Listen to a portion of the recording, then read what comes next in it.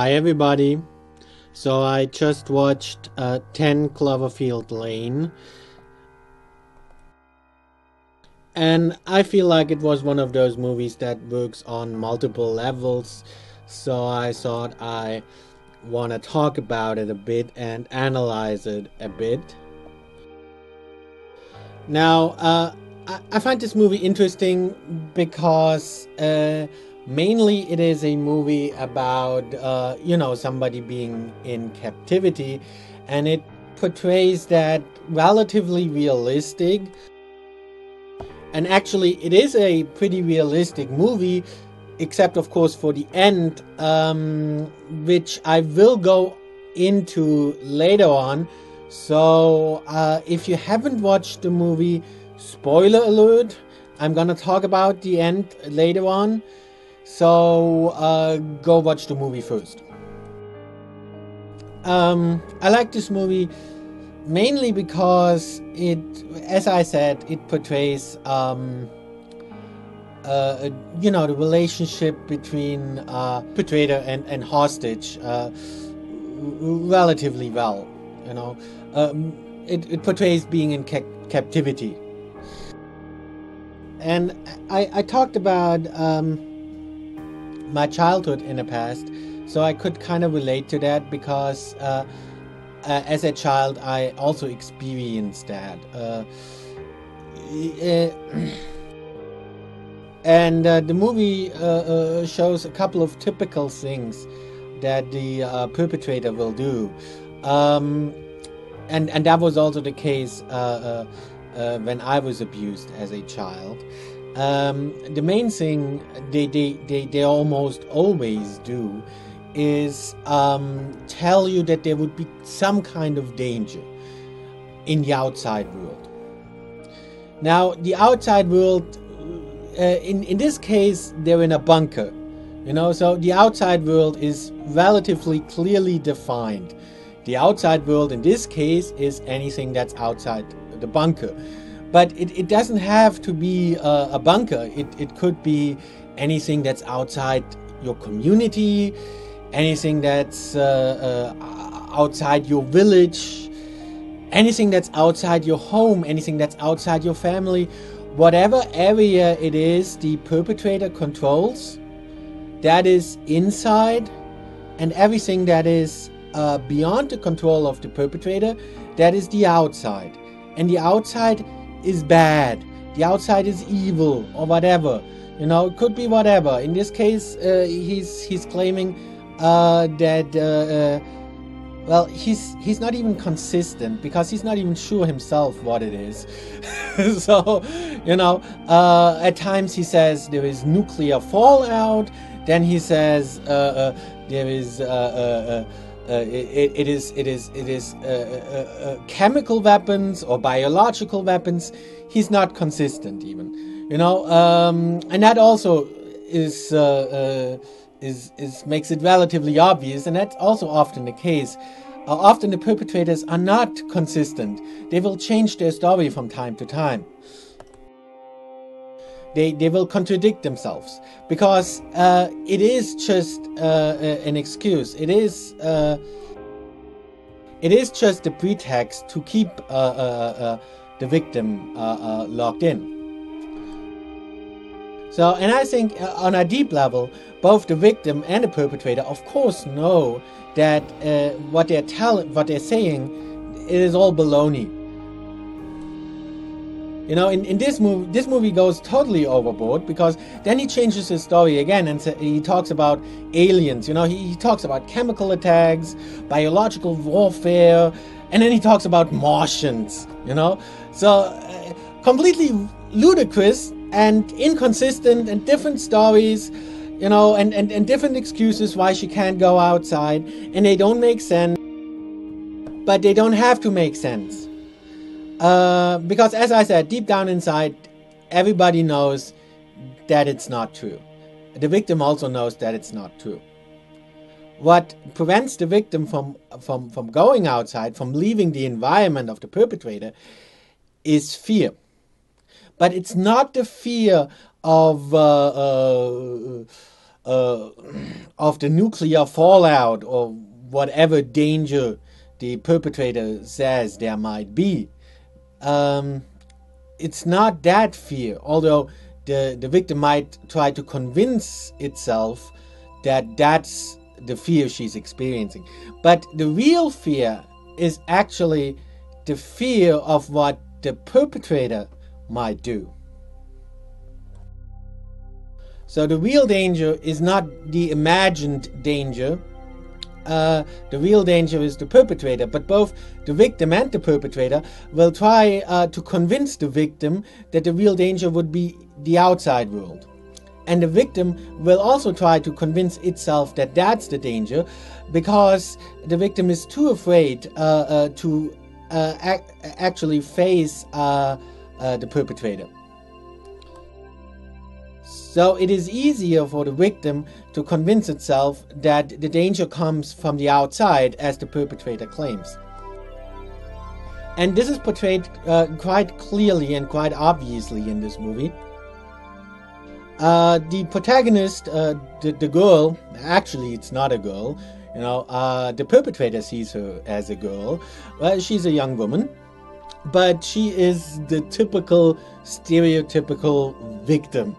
She sees herself as the victim right from the get-go, and she's introduced as basically as being weak, because we see that right at the beginning she breaks up with her boyfriend. She breaks up with her boyfriend, but she does not confront him.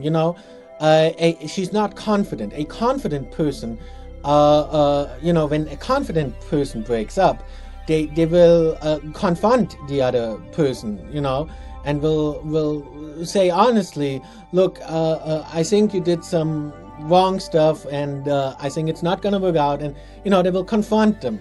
She does not do that. She doesn't even talk to her boyfriend. Yeah, I was once like that too. I was also not confident. So yeah. Anyway, she doesn't even talk to her boyfriend.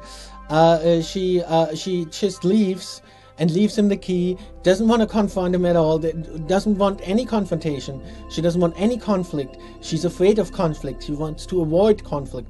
That's why she just stealthily leaves the key and leaves, doesn't say a word, just leaves a message on his mailbox and leaves, and he tries to call her, and she doesn't even answer him. She's too afraid to say anything. That's why for the first 10 minutes of this movie she doesn't say anything. She's too timid, too afraid. They make it very obvious that she's timid, that she's afraid of conflict, and that's a typical victim mentality, basically.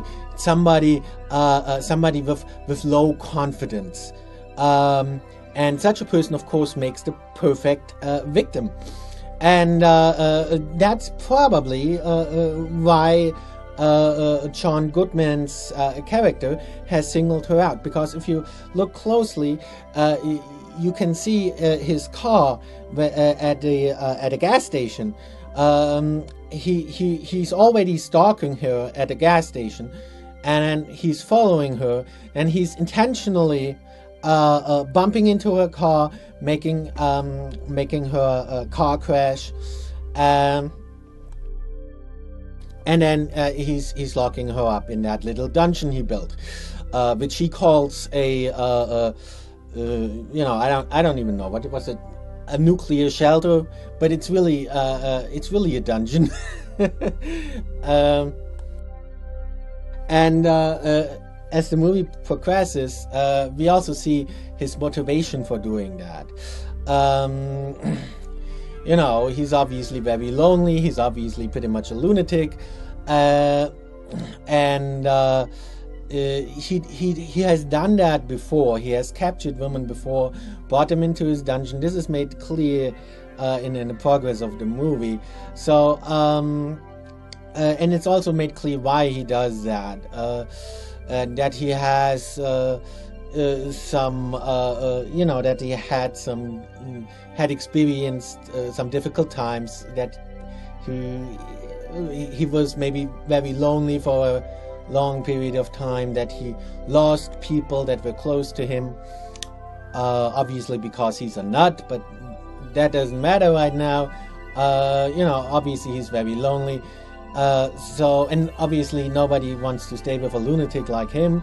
So, he captures people and brings them into the little dungeon of his, and claims that, aliens would be invading or whatever.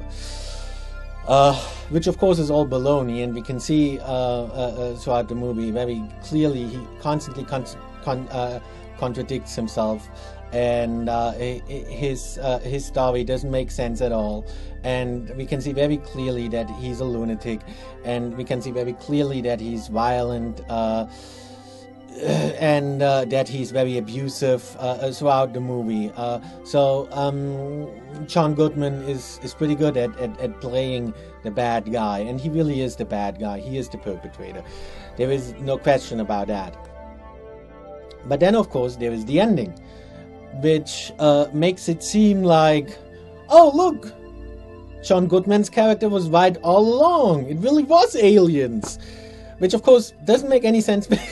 It's exactly like he said, but he also said other things, but they went like with his most crazy, with the craziest idea he had, and made that into reality. And I was like, wait a minute, that doesn't make sense. And a lot of people probably felt that way, and some people might have been disappointed.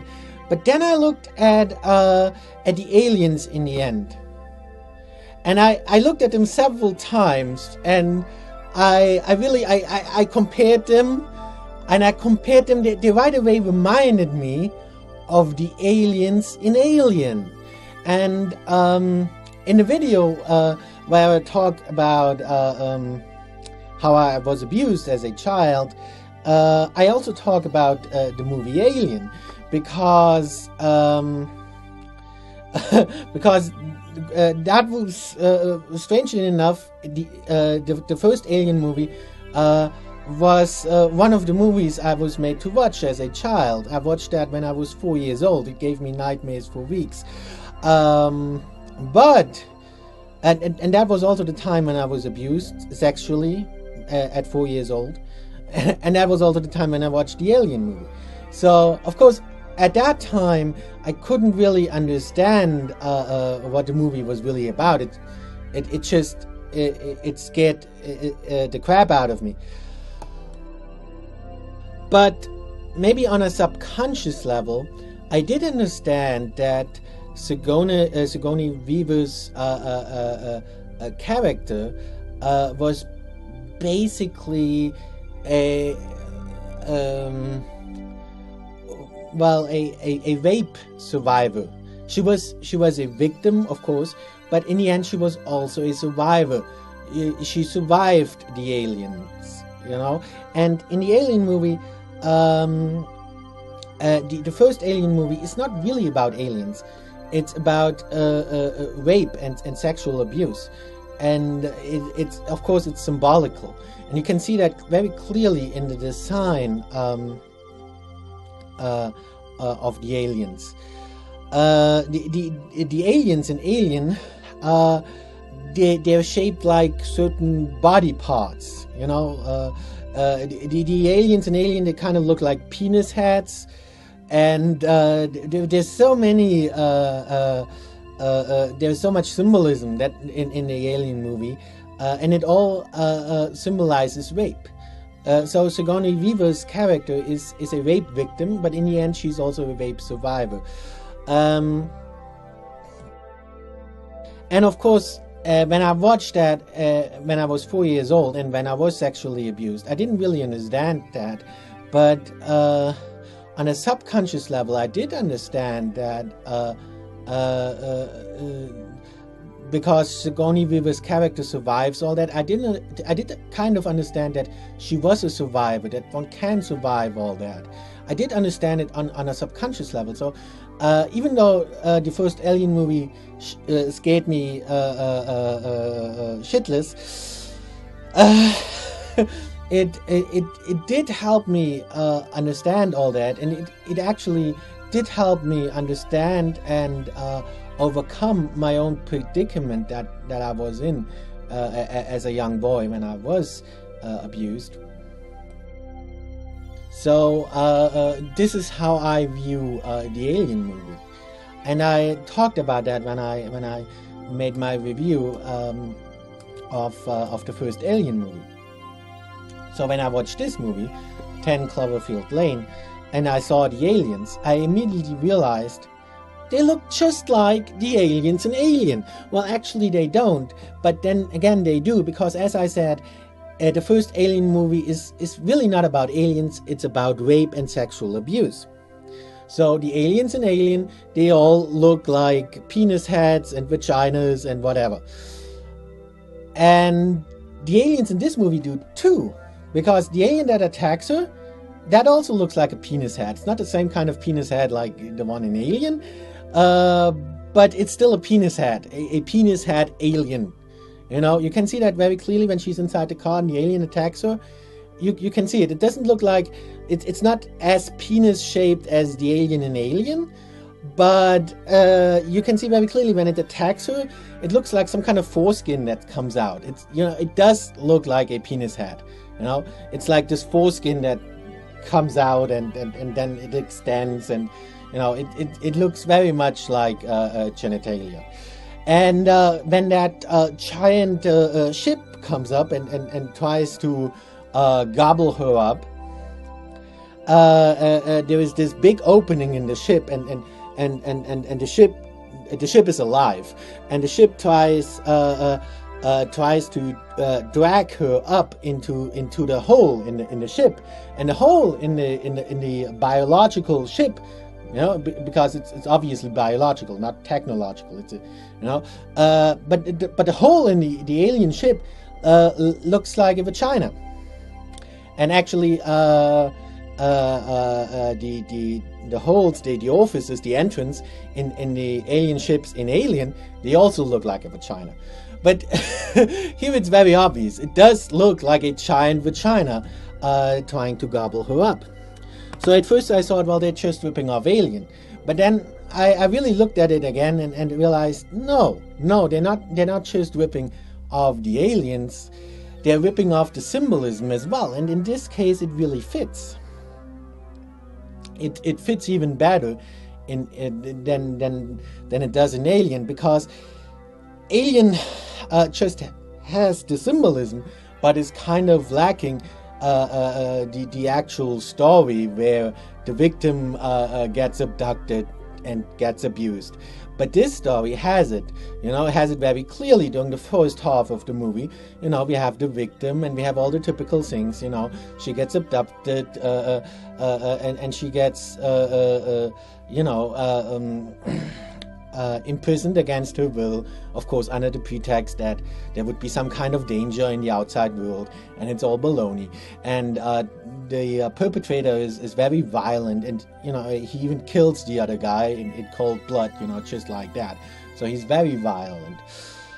But then we suddenly have that ending with the aliens, just like he said, his most unbelievable story, and boom, it's just reality, and we accept that, except that I don't. You know, and as I said, this movie, like many movies, can be viewed from different aspects. So this is the way I look at it. So for me, the ending with the aliens is symbolical. I don't take that ending literally. I take it symbolically. It's symbolical for her predicament and for what she's going through, and you know, it's symbolical, and it might be symbolical of sexual abuse. You know, there are also some hints to that. So yeah, so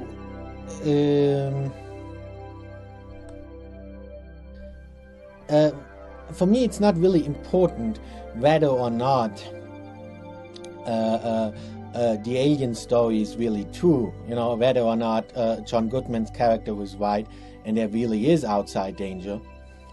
that's not important, because even if we were to take it at face value, even if we were to say, yeah, there are really aliens outside killing people, even then, John Goodman's character is still the bad guy. He's not the good guy. He's still the perpetrator. He's still the abductor. And he's still violent. And he still kills the other guy. And he still imprisons our protagonist. Because even if it's true, even if outside there really are aliens using some kind of chemicals, as we see in the end, yeah, so it is some kind of, you know, chemical weapon, and there is some kind of chemical in the air. Even if all that is the case, John Goodman's character still keeps her locked up inside there against her will and without good cause, and he's still very violent. Why? Because if it really is that chemical stuff, if it really is true, if there really are aliens spraying chemicals in the air, then why does he get so angry when they build the biosuit, you know, the makeshift biosuit or whatever you call it, you know, and she makes that makeshift gas mask? He gets so angry because of that, he kills the other guy, and he was probably going to kill her if she hadn't escaped. So, but why would he get so angry? Why would he kill? Because they made a gas mask? Wouldn't he be like, oh great, you made a gas mask, great, now we can go outside and the chemicals the aliens spray, they won't harm us, great, now we can finally go outside. Now that would be the normal reaction, but that's not the way he reacts. He kills them. Which tells you that it really doesn't matter whether or not his story is true, because no matter what, he's gonna imprison them, and no matter what, he's not gonna let them leave. So no matter what, he's still the bad guy. And that's also why I see the ending as symbolical, because in the end she changes during the movie. At the beginning of the movie, she's very timid and not confident, and she makes the perfect victim. But during the progress of the movie, she grows and she learns to stand up against the perpetrator. And this is actually what is symbolized in the alien attack at the end. The aliens, for me, symbolize the perpetrator. And that's also why you have all that sexual symbolism with the aliens. That's why the alien ship looks like a giant floating vagina, and why the alien that attacks her looks like a giant penis head. It's symbolism for the abuse she suffers, not at the hand of aliens, but at the hand of the very real perpetrator. But as we can see, at the end she stands up to John Goodman's character. At the end she escapes, and this is also reflected at the end, symbolized at the end. At the end, she turns she turns on the radio, and she's literally at a crossroads with her car. And there's two different cities where she can drive to. And the radio, just at that moment, which also is a giant coincidence, which also tells you that it's really symbolical. But, you know, just as she is at a crossroads, at that moment, the radio tells her that the one city she can drive to, you know, the one city on the sign, on the signboard, that is a safe zone. She will be safe if she drives to that city. But if she goes left and drives to Houston, they need they need fighters. They need people with combat experience to help them fight off the aliens. You know, and she thinks about it for a second, and then she drives to Houston, where they need people with combat experience. So this is the exact opposite of what she would have chosen at the beginning. Because at the beginning, as I said, we can see that she avoids conflict. She doesn't even want any conflict with her boyfriend. So she just leaves him without saying anything because she wants to avoid conflict. She's afraid of conflict. She's very timid and not confident. Now, at the beginning of the movie, she would have driven to the other city, to the safe zone. But no, this time she goes into the conflict. She's confident. She stands up for herself, and she doesn't avoid conflict. She's no longer timid, and that is also reflected, of course, and is symbolical for her standing up to the perpetrator.